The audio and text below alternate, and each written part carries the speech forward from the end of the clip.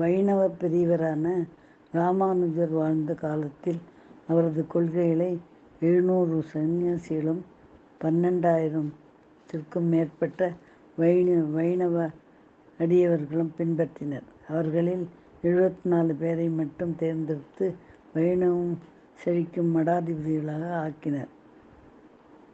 அவர்களில் குருபக்தியில் சிறந்தவரான கூரத்தாழ்வாரும் ஒருவர். அப்போது ராமானுஜருக்கு 118 வயது இருக்கும். ஒரு நாள் அவரிடம் தான் வைகுண்டம் செல்ல வேண்டும் என்ற விருப்பத்தை கூறினார் கூரத்தாழ்வார். அதை கேட்டதும் பதறிய ஆழ்வாரே, என்னை இங்கே விட்டுவிட்டு நீ மட்டும் வைகுண்டம் செல்வது முறையா என்று கேட்டார்.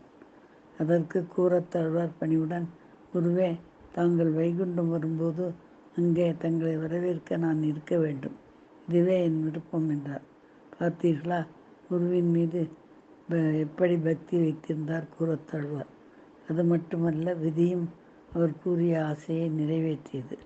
ஆம், இவர் பேசிக்கொண்டிருந்த அன்றைய நாளே வைகுண்டம் சென்றார். அவருக்குரிய இறுதிக் கடன்களை செய்து ராமானுஜரை செய்தார்.